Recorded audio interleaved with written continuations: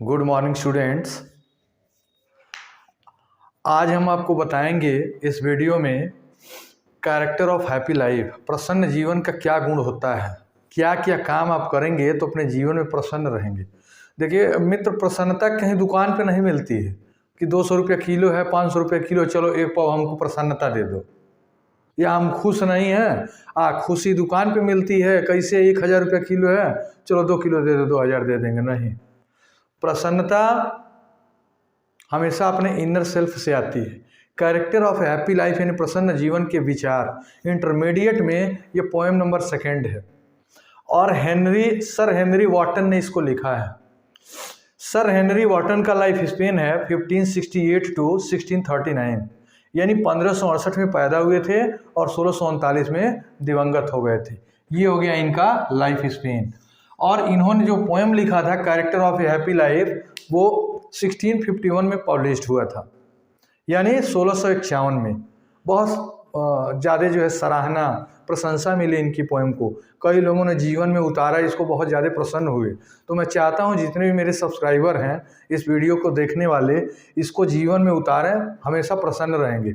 लेकिन मित्रों एक बात है, इसको जीवन में उतारना बड़ा कठिन है, लेकिन अगर उतार लिए जीवन में तो बहुत ज़्यादा प्रसन्न रहेंगे, दुनिया से एकदम फ्री रहेंगे जी। तो अभी तक अगर आपने मेरा यूट्यूब चैनल सब्सक्राइब नहीं किया है तो study with Hari Mohan sir मेरा यूट्यूब चैनल है, उसको सब्सक्राइब करिए, लाइक करिए, अधिक से अधिक शेयर करिए, ताकि ऐसे ही बेहोश करने वाला वीडियो मैं आपके सामने लेकर आता रहूं। सर हेनरी वॉटन बहुत फ्रैंक माइंडेड थे, पोएट थे। इनकी जो पोएट्री थी वो बेहोश करने वाली पोएट्री थी, यानी जीवन में अगर उतार लीजिए तो दुनिया से कोई मतलब नहीं, अपने आप में प्रसन्न रहेंगे।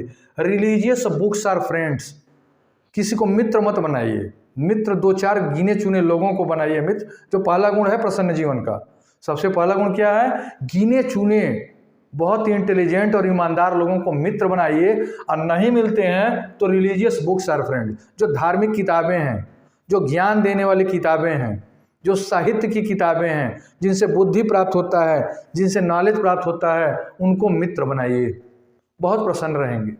दूसरा चीज़ क्या करना है? Pray to God morning and evening, सुबह है और शाम। पहले तो उठना कब चाहिए? सूर्य देवता हमको जगाएं, ये गड़बड़ चीज़ है।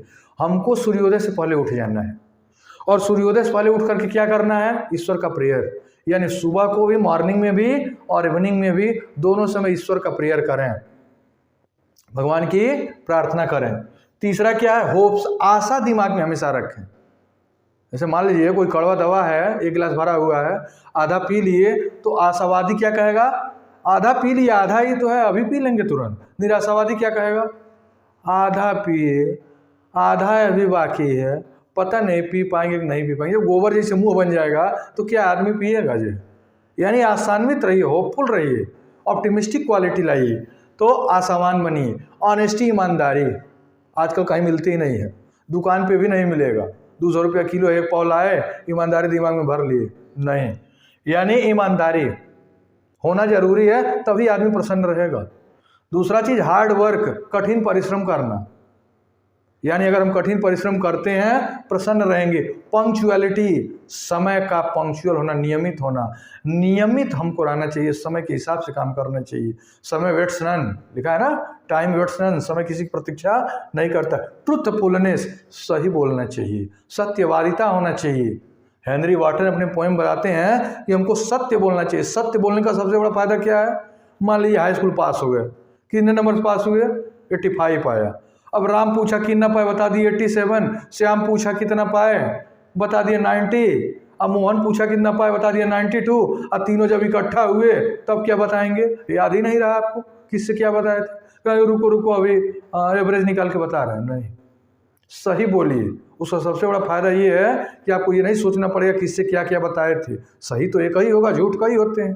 तो सत्य बोलना सीखिए, ये ट्रूथफुलनेस। और पैशनेट, प्रबल इच्छाओं को दिमाग में रखिए। जिस चीज़ को पाना है उसके प्रति एकदम समर्पित हो जाइए, लगन से एकदम डेडिकेशन में आ जाइए। और बच्चा जब पैदा होता है उसको पढ़ाया लिखाया जाता है, जब तक वो कम पढ़ा लिखा है वो हमेशा दूसरों की इच्छाओं से काम करेगा। जिस दिन उसका नॉलेज एजुकेशन कंप्लीट हो गया, सुनेगा सबका, करेगा अपनी इच्छा के अनुसार।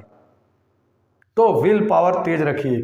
और सॉल प्रिपेयर फॉर डेथ, जो हमेशा मृत्यु के लिए तैयार रहता है, मान ले कि अगले क्षण हम मर जाएंगे, वो प्रसन्न रहेगा।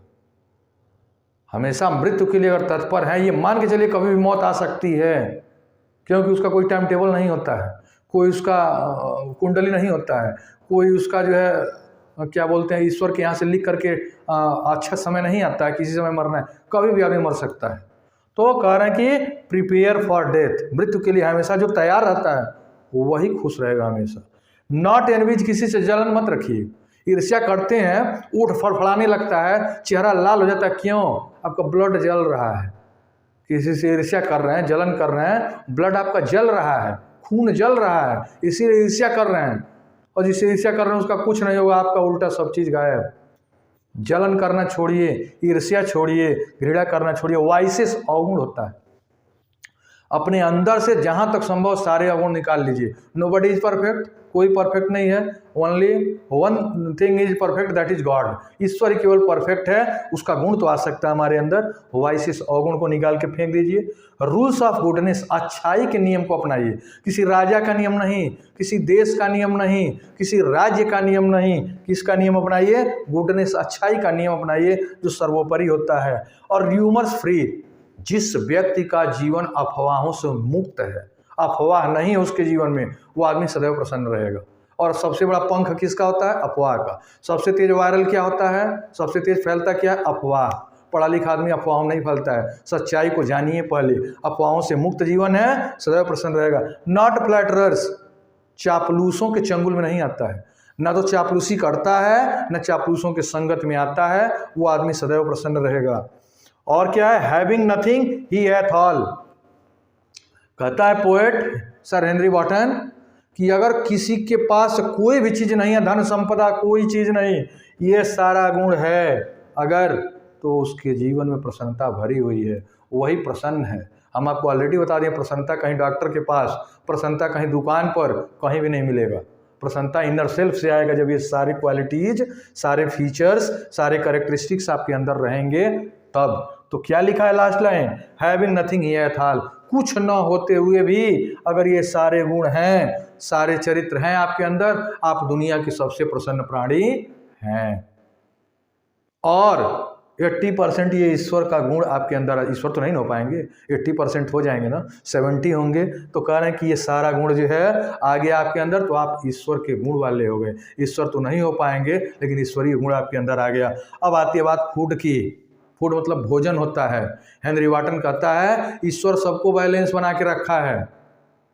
जिसके पास पैसा है अरबों में, खरबों में, करोड़ों में, उसके ऊपर रोक लग गई है, ये चीज़ नहीं खा सकते हो, ऐसे नहीं खाओगे।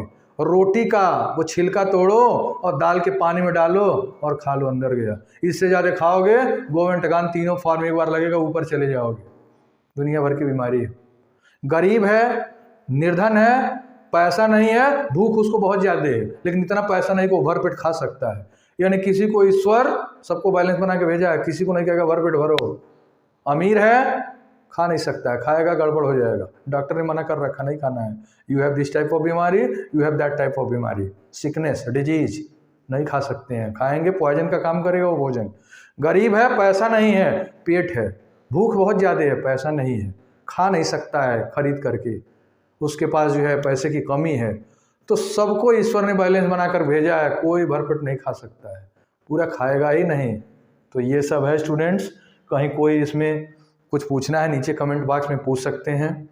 और हाँ, वीडियो समाप्त करने से पहले मेरे YouTube channel study with Harimohan sir को सब्सक्राइब करिए, लाइक करिए, अधिक से अधिक शेयर करिए। इसी प्रकार के बेहोश करने वाली वीडियो हम लेकर के आएंगे। धन्यवाद।